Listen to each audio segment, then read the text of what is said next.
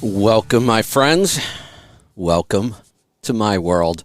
I'm your host, Kevin Rutherford. It is Thursday, April 21st. We are here live. It is a free-for-all, and it's going to be quick. It's just an hour today, so line up those calls right now. 855-950-3835 is the number to join us. Pick up the phone. Anything goes today. If you have a question, a comment, a topic, whatever it might be, pick up the phone and dial right now. If you wait till the end of the show, I might not get to you. I've got some odds and ends I want to cover, and then we'll get straight to your calls. So pick up the phone and join us. It's been a long day for me already. I got up at about 3:30 this morning, headed to the airport in Pittsburgh to pick up a new Charger cooler, which almost didn't fit in the van. The box they put it in was pretty big. We got it in there, got it back. I thought I was just going to mess around a little this morning, and then Jason jumped in to help me. Jason's one of the mechanics here at Pittsburgh Power, and we got pretty serious about it, and we actually got the Charger cooler out, the old one. That was the big worry, was if we were going to have to raise up the whole coach and take the entire assembly out through the bottom, which is what the factory told me I was going to have to do. It's they have a whole unit all bolted together, and it's got shrouds all around it, and it's the radiator, which is big, the Charger cooler, which is giant, and then the AC condenser. They're all mounted together. The factory said you're going to have to drop the entire unit out through the bottom, which means you'd have to get the coach pretty high up in the air. But it turns out we didn't.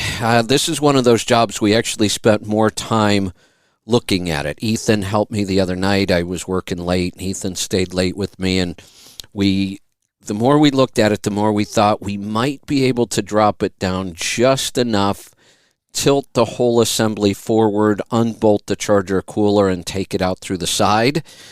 And it actually worked. And Jason had another great idea. We put real long extension bolts on it so we could drop it down.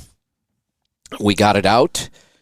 Jason's still working on getting things cleaned up and prepping to put the new Charger cooler back in, and I'm hoping I can button this thing all up today, do another smoke test. I'm almost afraid to look for more leaks, but we've got so much tore apart right now that now's the time to find them and get them fixed. So I'm hoping I can wrap it all up today. I think it's going to be a long day.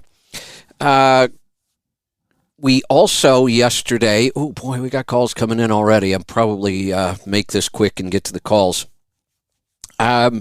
We released our app in beta yesterday, the app to listen to this show, and I got to tell you, the team has done an awesome job on it so far. This is our first beta. If you want to be a beta tester, we have really a limited number of spots for beta testing. But if you want, you could reach out to support@letstruck.com. Send your name, your email, and whether it's Android or Apple. And we might be able to get you in on the beta testing. I know I played around with it quite a bit yesterday, listened to it while I was driving today to the airport and back. Really impressed. It looks amazing. The functionality already is really cool. It's even got a driving mode. You know, we don't want you taking your eyes off the wheel to play around with an app. So the driving mode gives you just a couple of big buttons. You could reverse 15 seconds if you miss something. It's just, I could go on and on. So some really cool features on it already. So we are excited about that. We got some people into the beta program yesterday. I don't think we have anybody on Android yet. That takes a little longer. I think everybody on iPhone that was part of the beta should have gotten their invitation. So we'll keep you informed on how that's going. One more thing I noticed, then I'm going to jump into the calls because they are coming in fast. when I see these kind of posts on social media, I always just wonder. The group I'm in, Freight Brokers Network group, they just get some really interesting posts in there. Listen to this one. Looking to become a broker. Dispatching is too much hustle and bustle. Where should I start? I just have to wonder, if you're dispatching, how do you not know how brokers work or where to start? But the more interesting thing about this is, if you look at what we're calling dispatching today, now I'm assuming because he's in this group, he's not dispatching for a trucking company. The last couple of years, we have seen an explosion of dispatch services that work with individual owner-operators with their own authority, or maybe, small fleets, couple trucks. There's even some crossover. There were some arguments early on, is this even legal? Is it brokering without a license? And depending on how you do it, but it doesn't seem to matter because they've taken off. They seem to be everywhere. I've told people, just be careful. By the time you spend all the money to get all your authority, you have to factor many times, or you've got to have good cash flow. You've got to start doing your own fuel tax. You have other filings you have to do. And now you have to find freight. And typically you will, use a load board. That freight's going to go through a broker. So you're giving up, on average, 13 or 14%. And then we started adding these dispatch services. Well, they're going to take a piece of the pie. And when rates were really strong, this all made sense. When rates aren't so strong, you're going to have to be very careful how much of the pie you're giving away. I have a feeling these dispatch companies are going to really, really struggle as rates come down, because a lot of owner-operators are going to find out they can't afford it. And it seems to me like what you're doing is you're paying somebody to spend time on the load boards looking for freight for you. These dispatchers can't originate the freight. If they originate the freight, they're a broker. They need a bond and a license. If they're just providing a service where they go look on load boards or call brokers, I guess that does make it legal. But this sentence, he wants to become a broker because dispatching is too much hustle and bustle. Well, if you understand how both of these operations work, being a dispatcher took away the hardest part of being a broker. So why do you think being a broker is going to be easy? As a broker, you still have to do a lot of dispatching. You still have to find trucks to move your freight. But you have to go sell freight first. You have to service customers then. You have to be responsible for a lot of things on that load. The broker does that. Dispatchers don't. So if you think dispatching is a lot of hustle and bustle, double it, and now you've got a brokerage operation. So unless I'm missing something, I think a lot of these people just really don't understand the industry all that well, and they don't understand how all of these things work. If you've got a comment on that, certainly pick up the phone and join me. We're going to head off to Florida to get started today. Matt, welcome to the program. Good morning, Kevin. I guess I could comment on the whole broker thing. Right now, my direct customer is going to subcontract everything else to a 3PL.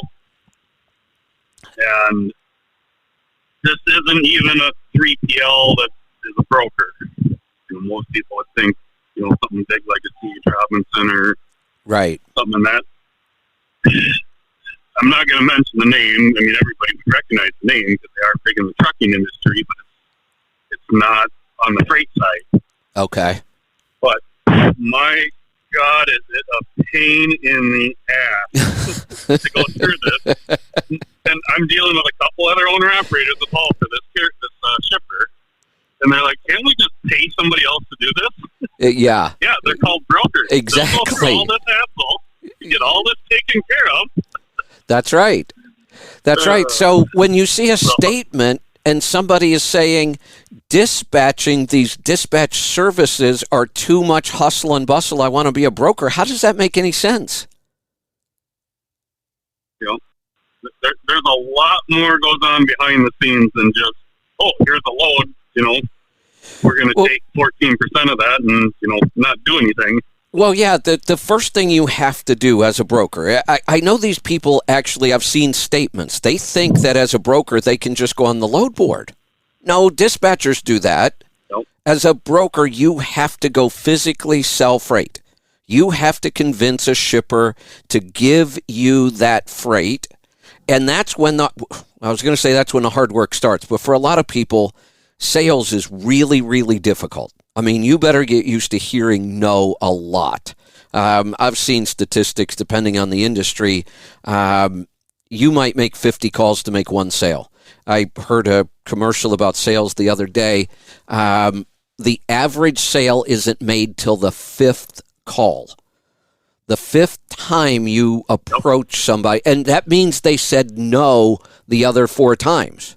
I've been there. I know what this is like. Freight sales is very competitive, and it's not easy to break in when you're new. And, you know, the idea of being told no four times from the same company and going back for the fifth, and that's when the average sale gets made, on the fifth attempt. So now you've got some freight. Oh, great. Let's have a party. We got some freight. Well, now you better go find some trucks. That's not always easy either. And you've got to find a truck that'll move it so you can make some money, because you've already committed a price to the shipper. Now you have to hope you can go move it and have that 14% left over. And then guess what happens when something goes wrong on that load? Guess who they're calling? The shipper's calling you, the broker. That's your job. It's to handle all the stuff the shipper doesn't want to handle. Yeah, and it's not even the freight side of it, just this whole, I mean, it's onboarding in a way, same as setting up with a broker, but it's on steroids. Oh, yeah, you're right. The contract side of it and weird insurance requirements and fighting through all this. It's a month long that we're going through to do this. Yeah. It's very frustrating. That's all I can say. I'll bet. That's why most people don't do it. Yeah. No, I get it. But one other thing you mentioned is factoring and being prepared. I sent you yesterday my accounts receivable. Yeah. Set a new record for one truck. I broke $60,000 that's owed to me. Yeah, what was the number that is owed to you? You've already moved all of these loads. You've paid the fuel. You've paid all the expenses. You did the driving. And how much money is owed to you now? 62. But I sent you that yesterday afternoon. In the middle of the night, I got an email of a $6,000 check coming through. So oh, okay. I'm back under 60, but... Yeah, so I think that what you sent to me yesterday was $64,000. But here's something else that people need to realize. You're not guaranteed to get that money.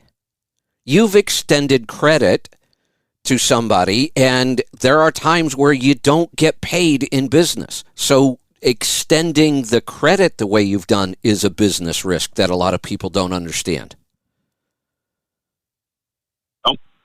Oh, yeah, especially you start getting out, 6 weeks. And, right. I mean, even 60 days isn't unheard of in large business. And, today's rates and the fuel surcharge and where everything is at, boy, that added up quick. Yeah, sure did. That's a lot of money to be owed on one truck. Luckily it's, 2 customers dedicated. Their pay hasn't changed, so I'm not worried about anything. Right. It's right. just the way rates are, and working 7 days a week like I have been, the number gets big. Yes, it does. Yeah. So that's the reason for my call, talking about taxes. On Monday, you started with that. And the individual 401k, I've talked to you a couple times about, and it looks like I haven't got a direct answer yet. But as an S corp, it looks like the only number we can use is the W-2. Well, so the number for how much the corporation can put in as discretionary is the 25% of the W-2. really? Not K-1. Well, And that doesn't make sense, though. well, it's going on, what you pay Social Security or self-employment tax. Well, right. That should be the employer's contribution. But what about the employee's contribution? If it wasn't your corporation, they'd be able to. So, are they penalizing us because it's your corporation? Yeah, they're penalizing you because as an S corp, you're an employee, not an employer. As an employee, I can put the $20,500 in for 2022. That's the number. But to go up and above that, it's the company can put in 25% of anything you paid Social Security on. So we've never really had to deal with this because I've never had a client, even when I was doing taxes full time and we had hundreds of clients, I never had a client who ever tried to max out their 401k because it's a lot of money. It's like 50, almost 60 some $1,000 if the way we were thinking it would work. So we never even dealt with it. So now that you're trying to put that much money and now we're seeing the limitations, it would seem to me like if this were really an issue and we really wanted to get this money in, couldn't we sell the entire corporation to your spouse? Now what can happen? That would work because. Well, it seems to me the rule always says if you are more than a 2% owner of the S corp, which small businesses you always are. You own 50% or the whole thing or whatever. So of course you're going to be more than a 2% owner. But if that's the rule, 2% owner, and you sell 100% of the shares to your spouse, you're no longer an owner of the corporation. You are just a true employee now. But the corporation would still be limited to my W-2 as to what it could put into my 401k. Oh, well, and then that screws up the whole tax thing because we want to keep the W-2 as low as we can. Yeah, exactly. So, yeah, if you really, truly wanted to max it out, there's really no point to being an S-corp anymore. You might as well just pay the self-employment tax because you mentioned this the other day, too, the Social Security, they've raised it with, the cap. Yeah. It's 147,000 now for this year. Wow. It went up way more than what I thought. Yeah. It's all ridiculous. But so anyway, I figured the numbers. If I wanted to up my payroll, which I'd have to move $100,000 off of my K-1 and put it in the payroll. Oh, you'd get killed in taxes. Basically, I'd be paying a 66% tax. Yeah. To get money into my 401k. Oh. So you're actually better off. It's better just investing completely outside of the 401k and paying capital gains whenever I take it out. Yeah, that's ridiculous. I mean, it really is. I don't know why we make it so damn hard and so complicated and put so many limitations on people who are trying to save for retirement. I mean, that's the whole point of all this. Trying to do the responsible thing so you're independent when you retire, and they make it this difficult and complicated, and they limit you. I mean, I really don't get that. And just to be clear for everybody listening, right now this is still up in the air. That is everything I can find online from different tax firms that pull stuff out, but can't find it anywhere on the IRS website. No, and So I have hired an EA good. to actually do the research. Good. And I'll pay it, and so we can get the information. Yeah, Like I said, everything I've read so far is not looking good. yeah, like I said, I've never done the research because I've never needed to. I can't make contributions myself. I can't even have a solo 401k because I have employees. So I'm not allowed to have a solo 401k. I would have to have a company 401k, and then you get killed with administrative fees on those things. And yeah, the only form I found on the IRS website does state, it includes K1 and all that, but then line 2, it says, what did you pay in self-employment tax? Well, as an S-Corp, we don't pay self-employment tax. Right. And that's where everybody's saying, because as an S-Corp, you're an employee, is how you get paid. Right. It's not So, self-employed. That's why it doesn't. Oh, my God. Yeah. What a mess. Really. And we're Have only... you ever heard of something called the fair tax? Yeah, and we're only talking about one type of retirement account now, an individual 401k. We could start talking about traditional 401ks. We could talk about Roth 401ks. We could talk about 403bs. We could talk about simple SEPs, traditional IRAs, Roth IRAs, and all of them have different rules. Unbelievable that we haven't come up with a simple way to allow people to save for retirement without getting killed on taxes. Well, we have come up with a way. You just mentioned it. It's the fair tax. Save all you want. You save all you want for retirement. The more you save, the less tax you pay. Yep. Yeah. That's what's beautiful about the fair tax. Yeah. The tax is when you spend money. So Correct. Nothing else Right. matters other than when you spend money. Right. We don't have to have any kind of special account. Put your money wherever you want. Stick it in your mattress. Doesn't matter. You're not going to pay tax on it if you don't spend it. Nope.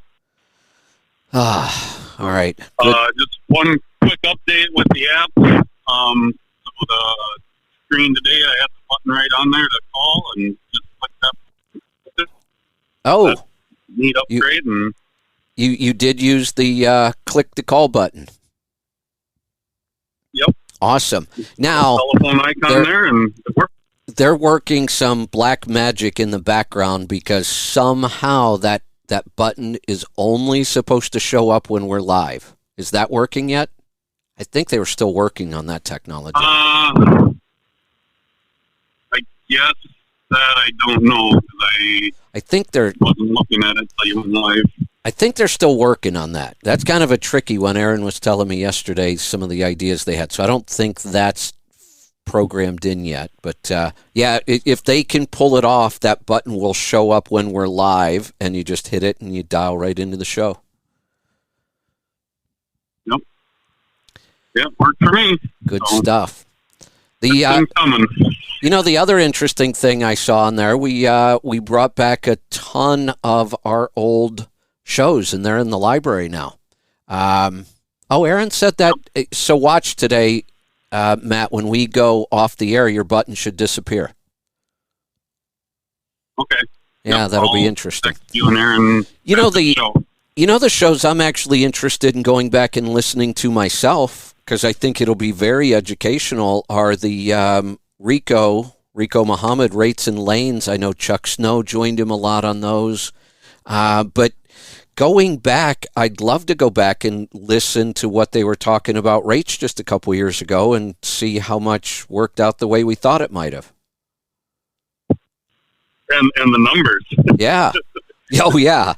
Yeah. When they were talking about really good rates back then, and the numbers going to sound small today. It's going to sound really small. But, that show, I think, will really be interesting to go back and listen to those again. And they're all in our library, so they'll be on the app when you get the app. And I know we just started beta, but we're not planning on being all that long.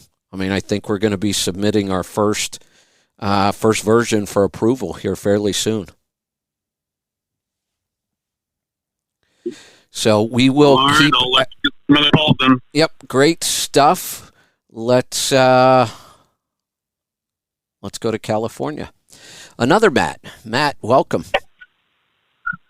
Hi, Kevin. Thanks for taking the call. How you doing? Good. What's on your mind today?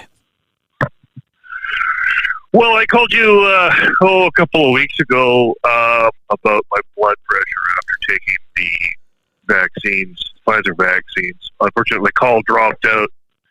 I was just south of Banks Junction, I think, and call dropped out, dropping into a valley, and I never got to sort of ask the question that I wanted to ask. Okay.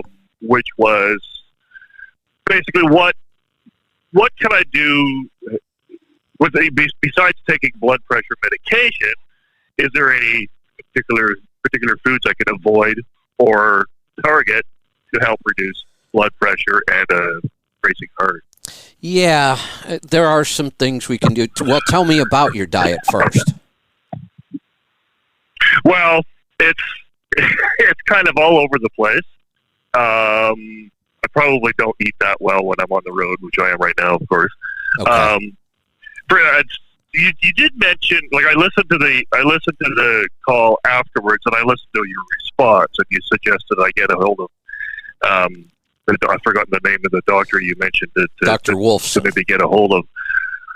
That's right, yeah. But I'm from Canada, and I don't know how that will work exactly as far as, I don't know what he would bill me for a consultation and whatnot. Well, I know he does a lot of virtual, so I would certainly reach out to him. I don't know if being in Canada causes any issues or not. You know, it doesn't seem like it should, but then the borders can be weird sometimes. But I would reach out to him. You by far, you're going to get the best advice. Now, I can give you some things to get you started, and you're going to hear the exact same things from him. He can just go much further than I can. I can talk about nutrition, what you should be eating, what you shouldn't be eating. I can talk about some supplementation. He can go much further than that. And he's been all over the COVID issues and how it's affecting people's hearts. And so he may have some supplements or some protocols that I'm not aware of. I'm actually really hoping on my trip home I can stop and spend some time with him because I'd love to talk to him more about some of these things. First off, here's the single most important thing you can do. And it's not about what foods you should be eating. It's about all the foods you shouldn't be eating. And if you want to, there's probably an inflammation factor here. There's certainly some immune function involved with this. It's got to be affecting, the adrenals and that kind of thing with the racing heart. So what we want is the lowest inflammation diet we can possibly eat.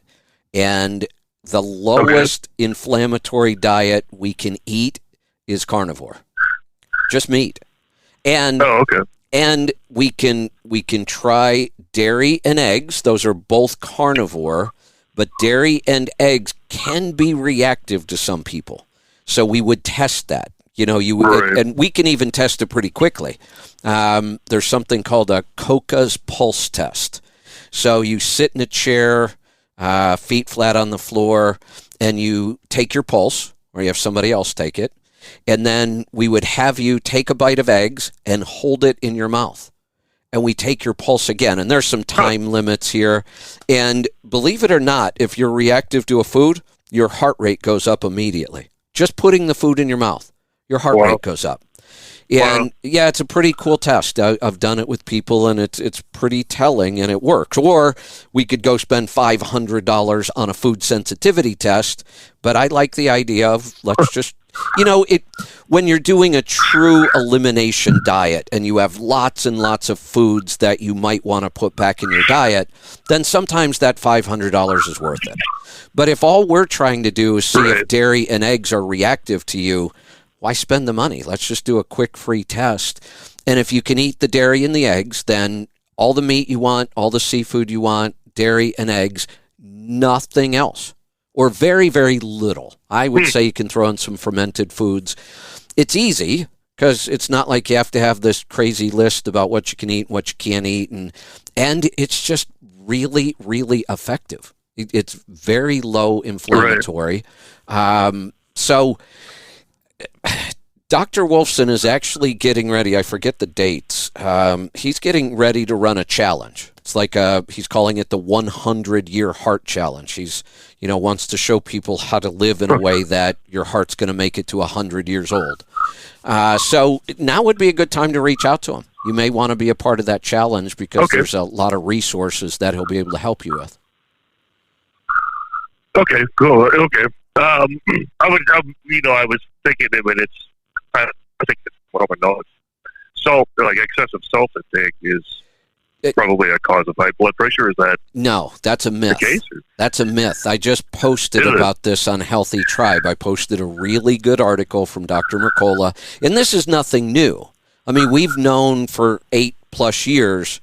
When I say we, I mean me and our team, but doctors, the good doctors, have known this a lot longer. There's a good book out there called The Salt Fix, and it's been around a long time. Okay. And it actually shows that there were times in history that human beings consumed about 10 times more salt than we do today. And most of our salt today, part of the problem with our salt consumption today is almost all of it comes from processed foods.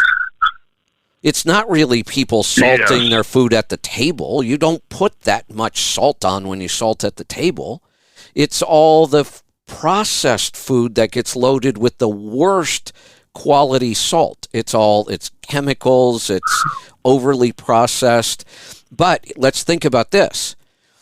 On the standard American diet, you eat a lot of processed food. I mean, look at soup. Right. Look at any soup in the can. Even if it says low sodium, it's still got a lot of salt in it. If it's not low sodium, it's loaded with salt because they took all the fat out of it. And if you take all the fat out of food, there's no flavor left. So you either have to put in sugar or salt. So all of the snack kind of foods are loaded with sugar to bring back flavor, and all of the savory foods are loaded with garbage salt. Now, if you drop all of that processed food and all you're eating is carnivore, you have to work to get enough salt into your diet. Right. So you should be salting food heavily. Right. But before you went live, you were on a previous show. I'm assuming you were talking about the pink Himalayan salt, I think, black salt and whatnot. Yeah. At home, when I cook at home, I use kosher salt. That's perfect. Yep. That's another one. I should have mentioned that. Kosher salt is good as well. Okay, perfect. Yeah, because it's salty, but it seems less salty than just regular table salt that you might buy. Yeah, table salt is the garbage we want to stay away from. And you're right. Okay, yeah. The real unprocessed salts, it's hard to explain. They still make your food taste really good, but you don't get that intense salt bite that I don't like. It's a much cleaner salt flavor. It's hard to describe, but I think you hit it. That it's different. Right, it is. Yeah, I use it for boiling water for pasta or in stir fries, et cetera. But, yeah. Okay.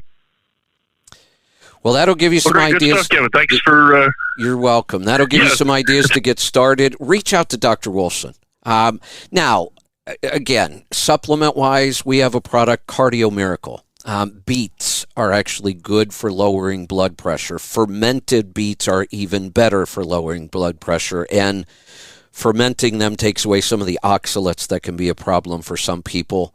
Our product, Cardio Miracle, has fermented beets plus a lot of other nutrients that are really good for the heart. So you could start with that. Start working on your diet, add the Cardio Miracle twice a day, but at the same time, reach out to Dr. Wolfson. I'm sure he's got a lot of good information on what's happening after the jab. Let's go to Iowa. Jim, welcome to the program. Jim, are you there? Oh, there you are. Yeah, can you hear me? I can. Go ahead. I wanted to ask about irritable bowel syndrome. Yes. Say that 3 times. I know. My 37-year-old son's come down with it, I believe. And I want to know the protocol besides diet of what could clear him up. Nothing. It is all about diet. Now, once we clean up the diet, there are some other things we can do, some nutrients, some supplementation, but trying to do any of that supplementation under his current diet will do nothing but waste his money. Okay. So I need to get him on carnivore and get rid of the grains, don't I? Grains are the biggest offender when it comes to our digestive system. I mean, again, think about it. Now we have IBS, we have IBS-D, we have IBS-C, we have UC, ulcerative colitis, we have Crohn's. These are all digestive issues. Where the hell did all these problems come from? And they seem to be so common now. I mean, I was back home, and one of my high school friends I haven't seen in a couple decades, he's a chef. He's got it, and it's bad. I mean, flare-ups have put him in the hospital at times. And honestly, just getting rid of the grains will probably make a big improvement. But again, this is an inflammatory disease. So if we want the fastest path to the lowest inflammation, it turns out to be carnivore. Okay, I'll see what I can get him talked into doing, because I know he's talked to his doctor, and I don't know what I can do about it. But if I can get some of my changes to show up. Yeah, do you spend any time with them? Not as much as I'd like to, because I'm on the road, and he lives 2 hours from our house. So. Okay, so here's the challenge I like to give people. Ask him to try it for 7 days, just 7 days. And see if you get results. A lot of times we get some pretty dramatic results in just 7 days, and then that encourages people to keep going. And we have to tell them you've got to be really strict at this. And if you tell somebody you've got to be really strict at something like this for 30 days, it kind of freaks them out. But if you just say 7, 7's easy to face. And then if we can see some results, then that's encouraging, and maybe you can keep going. And at this point, don't even think about any kind of supplementation. If after 7 days he's feeling better, then just try another 7 days. And if you're still feeling better and things are improving, so do it 7 days at a time. If we get 30 days out and he's still eating like this and things are getting better, and maybe there's a couple little symptoms left, then we can look at some supplementation. Okay. Well, he's a big smoker. He's as in meat smoker, not tobacco smoker. Oh, good. He loves to do that. And so that's a big thing, Yeah. And he's dairy. I know his pizza is a big part of his diet, but I think I can get him talked out of that if he can eat ribs and brisket all the time. Absolutely. Can eat all the smoked meats he wants. Yeah, because he's got like 2 or 3 smokers now, so excellent. He kind of gets carried away. So yeah, I appreciate your help. That's what I thought. I just wanted to document, double check before I really start pushing it. Yeah, if we were trying to supplement our way out of these problems when people are still eating the standard American diet, we'd be no different than the doctors. In fact, we'd be less effective than the doctors. Yeah. The doctors just keep loading them up with drugs. Yeah, I understand. And if all we did was try to load him up with supplements, we'd be no different than them, and we'd be less effective. Yeah, I know. He's got a little high blood pressure, too, and I know that would help it, too. So that will disappear quickly. I'll get him. I'll see what I can do about getting him started on it, and I'll start talking to him and not be lecturing him. Right. But try to talk him into it and just try it for 7 days. Excellent. See what happens. Excellent. So I'd love to hear back from you. Thanks, Kevin. You're welcome. Yeah, Thanks, I'd love to hear back. Let's go to Texas. Kevin, welcome to the program. Good morning, Kevin. Good morning. I got a couple of things. I have a few things. The first is Bruce is always saying about the cruise control that it's hard to get fuel mileage. I've got a 15 model Cascadia, and I find it really difficult to beat my cruise control whenever I'm driving by the foot or Now opposed to the cruise. Well, you got to hear the whole story here, and sometimes we don't always tell the whole story. I don't have the statistics in front of me, but I've got them somewhere that tells us most of the country is pretty darn level. When you make a trip from the East Coast to the West Coast, obviously depending on which way you go, but for the most part, 90% of that trip you're on the level. It's pretty high. I may be a little off on my numbers, but it's a lot. Now, on the level, cruise is fine. It's only when you start getting into the rolling hills that you can beat the cruise every time by driving with your foot.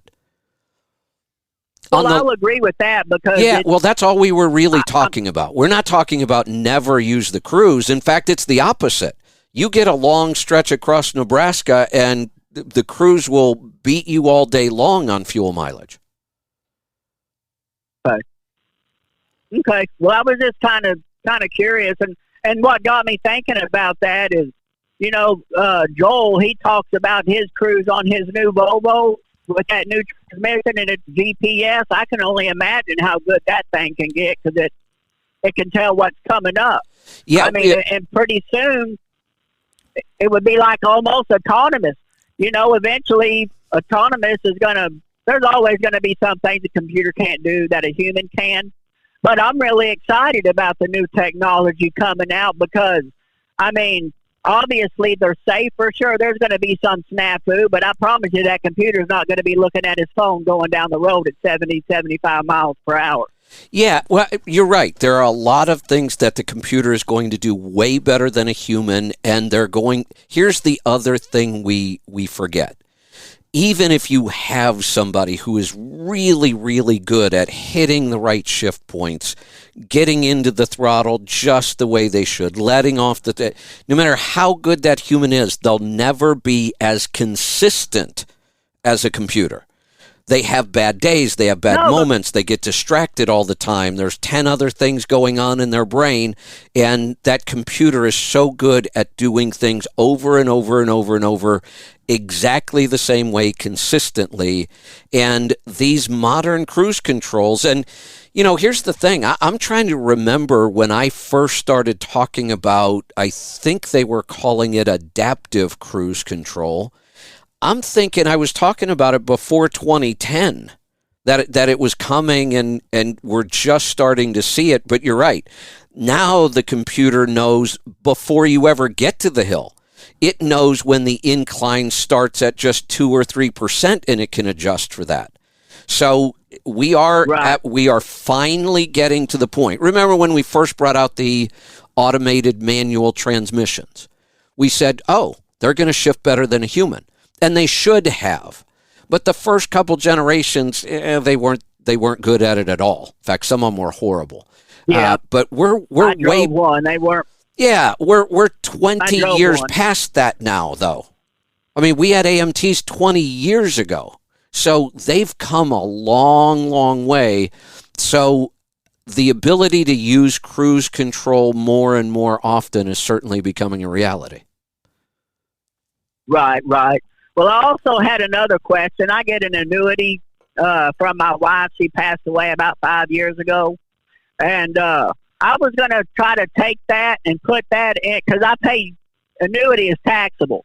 So what? And I'll get that for the rest of my life, no matter what, Okay. But what I was going to do is I was going to try to take that money and start putting it in a money market through Vanguard or something. Okay.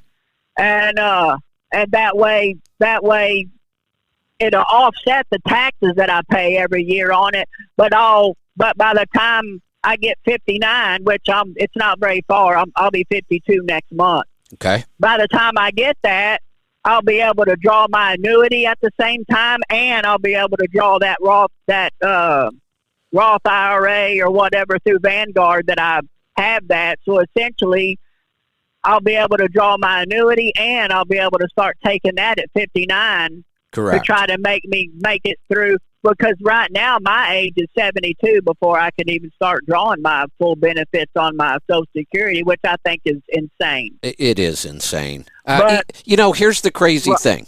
For years and years and years, human life expectancy in the United States kept going up. And they did almost nothing with Social Security. Well, they raised it a couple times, but now all of a sudden we're at a place where our diet and our health is so bad that life expectancy in the United States is actually coming back down. We're not living longer anymore. We're living shorter. And people are getting sick earlier and earlier in life. And now when we're going the other way, they're pushing Social Security out further. What a scam the whole Social Security thing is, honestly. Exactly. Yeah. But do you think that's a good idea for me to put my annuity in like a Roth IRA through a mutual fund through Vanguard? Yes. Yeah. Now we could talk about details and that kind of stuff, but that there's never a time where it doesn't make sense to put money aside. If you can put money aside, you should always do it. Now, if we can get a tax advantage out of it, that's even better. You're in a Roth, your tax advantage is going to come at the end, not at the beginning, but it's a much bigger advantage. That's why we like the Roth so much. How do you get the annuity payments now? Are they yearly, monthly? How does it work?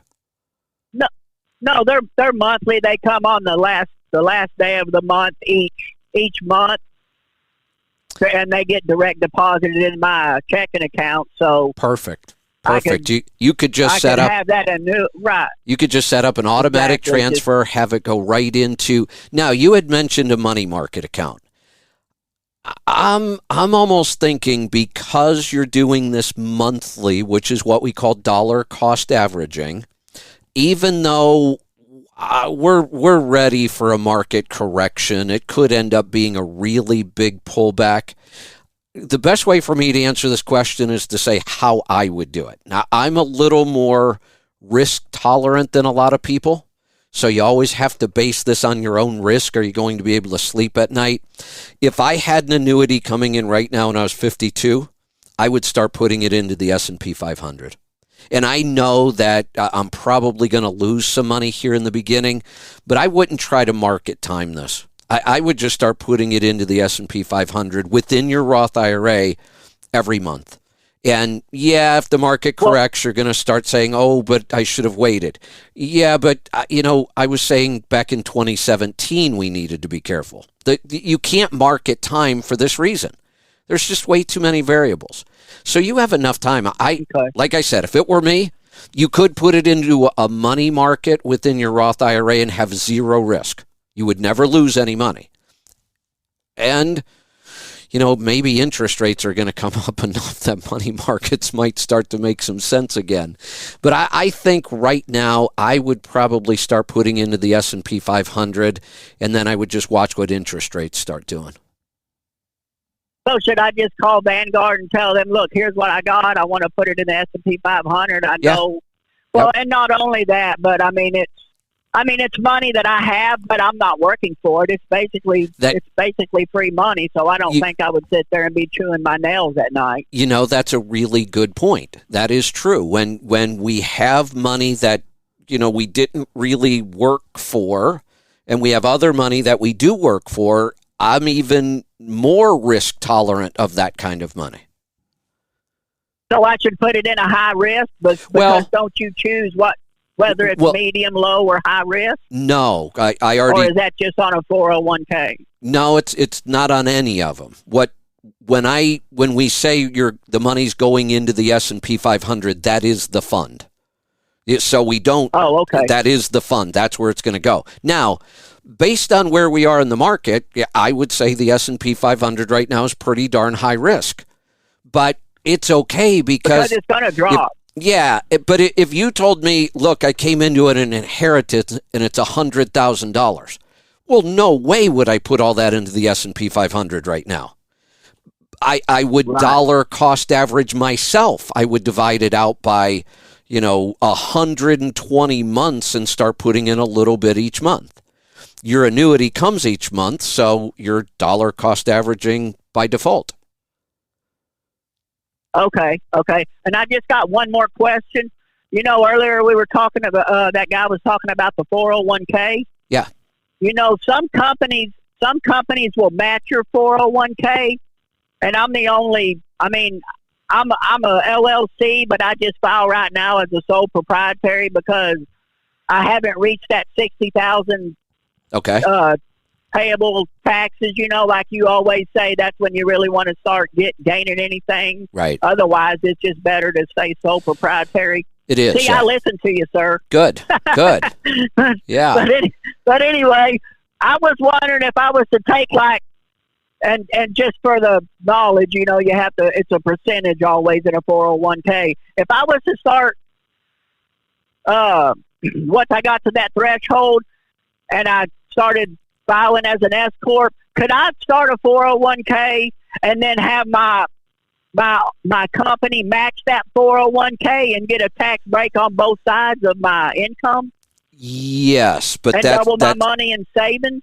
Sort of, but that's what we were, and this gets really hard to explain on the radio. If I had, charts in front of me, and it's a little easier to explain, but that's the limitation we ran into that Matt just discovered that we weren't very clear on before. When you go try to read this stuff, it gets really, really confusing, and I've never had anybody want to put that much in, so I never really researched these individual 401ks to that extent. But what Matt is finding is once you have an S-Corp, you have to set a salary.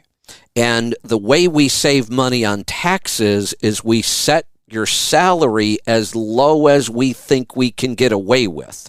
The IRS has, they'll watch this. You can't go too low. The lower we go, the less tax you pay. But the lower you go, the less your company can contribute for you. Matt said the limit is 25% of your W-2. So we've always said for a single truck owner-operator, try to get away with paying a salary of $40,000. Now, in the last couple of years, drivers' wages have gone way up, so trying to get away with $40,000 might be really pushing it these days. 50 would probably be a little safer. So that means you'd be able to put in like 12,500 from the company plus so it's still a lot of money. The reason, we were talking about it with Matt is Matt absolutely wants to max his out, and we've always thought he would be able to when he got to this point. Now we're finding out it's more limited than what we thought. Okay. All right. Well, then that's all I got, and I appreciate you. Thank you, Kevin. You're welcome. Thanks for the call. I love talking about this kind of stuff, and I wish we talked about it more, investments and saving for retirement and, what's going on with money markets or the S&P 500 or what's going to happen to interest rates. I love this stuff, but we just don't talk about it a lot. And sometimes this might be why. It can just be really confusing when you try to talk about it on the radio. When I'm at a seminar and I can show charts and we can really take our time, it's a little easier. This stuff can get kind of complicated. Let's go to Pennsylvania this time. John, welcome to the program. Hey, Kevin, you hear me? Yeah. What's on your mind today? I wanted to get your advice or opinion on if I should sell my reefer trailer. Yes. So it's 2012. I custom ordered it new. It's a 13. I ran reefer for a few years till the ELD stuff started. Since then, I was going to sell it. I got offered $35 at that time a few years ago, which is what I thought it was worth. But I wanted to give the flatbed a try before I sold it, and the thing's been pretty much sitting ever since in my garage. And now I hear people, these rates, I think I can get like $60,000, $65,000 for this thing. And the only thing I don't know is, because in 4 more years, I'm thinking about going back to reefer, and I'm afraid, like my dad just ordered a new one, he's paying $150 for one. Here, yeah. So I'm afraid the price is going to be up. Should I keep it? Shouldn't I keep it, or what? Well, again, this is one of those questions I can only answer based on what I would do myself, because we don't know the future prices. But here's what I have to believe. If we have to continue paying north of $200,000 for a new truck and north of $100,000 for a reefer, our inflation is never going away. And I just don't believe that our market can handle these kinds of prices in normal times. So I believe that the prices are going to come way, way back down to more reasonable, and certainly within 4 years, I would think so. Right now, I think your timing is excellent. Flatbed is about the hottest sector in the market right now. You've got a trailer that's just been sitting there doing nothing. And if we're about to head into a really bad time in the economy, that cash would be really nice to have. Okay, so that would be my next question. What should I do with what percentage of that? If I got 60, would I pay tax? And is there any way not to, or what should I do with the money? No, there is no real way not to pay tax on it anymore. We can't even defer the tax on it the way we used to be able to. Well, in order to defer the tax in the past, you would have had to buy new equipment, truck, trailer, something big like that. Now, even if you did go do that, you don't get to defer the tax. You'd still have to pay the tax on it. So, yeah, you're going to have to pay tax. I'm assuming it's fully depreciated. Yeah. Okay. So, how much did you pay for it new? $75 in 2012. Oh, okay. So there won't be any capital gains. This is actually easy. Let's say you sell it for 60. I'm just going to use an easier number. If you sell it for 60, you have 60,000 in recapture of depreciation and no capital gain. So 60, 12, 15,000 in tax. 15, so I'd walk away with 45. Yep. So, and like I said, I'm probably if things change, but I plan on buying another new one in 4 years. So would you put that money into something and let it sit for the down payment at that time, or what would you do with it? I would put, even if you forget the trailer in 4 years, I don't even want to try to think 4 years out, and it doesn't really matter. I'm just basing it on, I think we're about to go through a rough time in our economy. I would stick it in a money market account right now. Money markets maybe up to a couple % interest. But if, we keep hearing all these comparisons to 1980, 81, 82. Inflation is through the roof. Interest rates are being hiked. Back in 1982... if you had $45,000 to put into bank CDs, you'd be making $4,500 a year in interest. We may end up back at that place again. So I'd stick it in a money market and just watch what CDs start doing. Okay. All right, yeah. I mean, it's crazy what like I said, I could have sold it 4 or 5 years ago for 35, and now we're talking 60. And it's like, how do you not sell it, No, we had this conversation the other day with Joel and John, and I said, if I had a 10-truck fleet today, I may seriously sell all my equipment, take 6 months off, and wait and see what happens. Yeah. Yeah, it's crazy. It is. We've never seen anything. Thinking back to 81, 82, those years, this did not happen to used cars and used trucks and used equipment. This is a new phenomenon. We've never really seen anything like this. Now, how about if I found a guy, would this be worth doing at all or no, that said he gave me like 20 cash and I sold it for 40 to not pay as much tax? Is that anything worth messing with? You can defer the tax if you sell it to somebody on payments, and then you would only pay tax on the money you received each year out of the payments. So you can defer your taxes, but you're also risking somebody tearing your trailer up and then not paying you. Yeah, I wouldn't want to do that. I wouldn't either. There's enough good offers out there. People will pay cash that I would just sell it cash, pay the tax, and be done with it. I just hate paying that $15,000, We all do. We all do. It just makes me crazy when you got to write Internal Revenue Service on that damn check. Yeah, right. All right, that's all I got for you. All right, that's going to wrap it up. I'm going to go back and try to wrap up this coach. Boy, when it comes out of the shop this time, got a lot of things upgraded. I may even spend a little extra time now that I'm digging into it. We've got a bunch of stuff taken apart. I'm kind of excited about it. So I want to get back to it. We will see you back here tomorrow. I think we're going to try to do a trucking technology and efficiency. I'll reach out to John and Joel, see if they're available tomorrow. If not, it'll be a freaky free-for-all Friday. Maybe it will be anyway with all three of us. We'll see. Be safe. Be profitable. Be fit and healthy. Always do the hard work and master the journey.